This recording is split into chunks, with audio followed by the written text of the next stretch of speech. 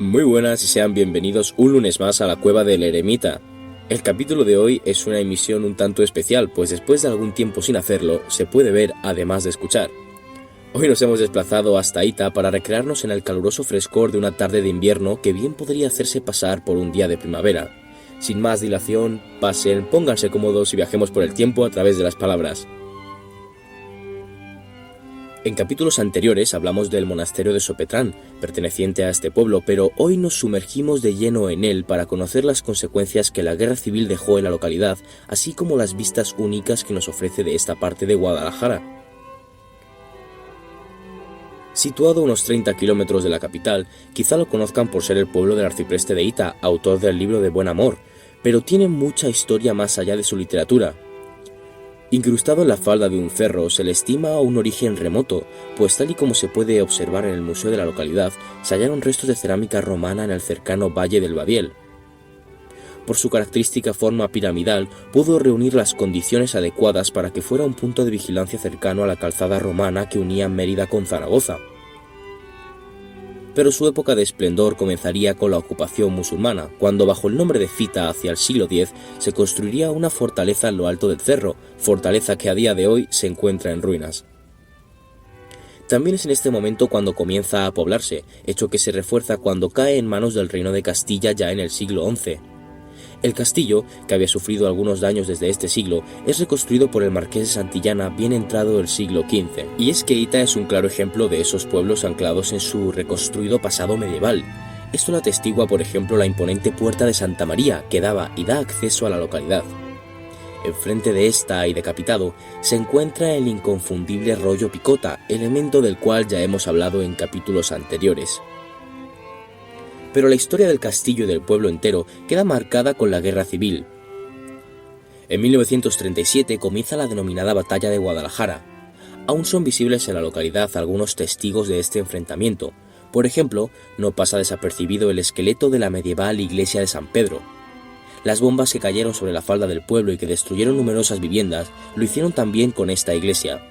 Arrasaron toda la cubierta, quedando a día de hoy visible lo que fueron en su día algunos arcos, algunas ventanas, la base de las bóvedas y especialmente, enfrente del altar mayor, quedan los sepulcros conservados en el suelo. Estos sepulcros datan del siglo XV y XVI y pertenecen a los hidalgos de Ita. Algunos se conservan en mejores condiciones que otros y se pueden ver aún las letras que rodearían la lápida, elemento que convierte al sepulcro en una pieza de arte única.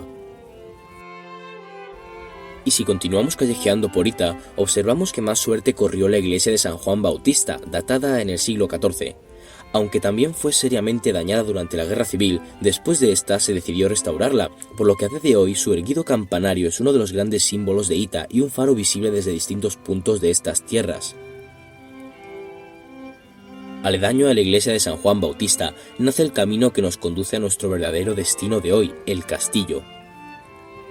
Por el sendero que conduce a él, y si el visitante es curioso y hábil, aún se ven algunos bodegos.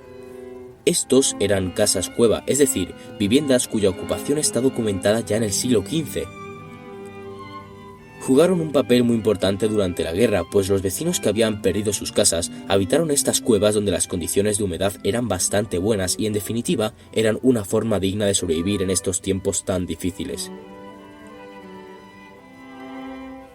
Siguiendo un sendero en cuesta de 1,4 kilómetros, se llega poco a poco a lo alto de Ita. Es en este punto donde mejores vistas obtendremos de Guadalajara. Los campos asaltan la mirada, infinitos mantos de verde en esta época del año que baña de dorado el sol moribundo de la tarde. No hay prisa ninguna para irse de este bucólico lugar.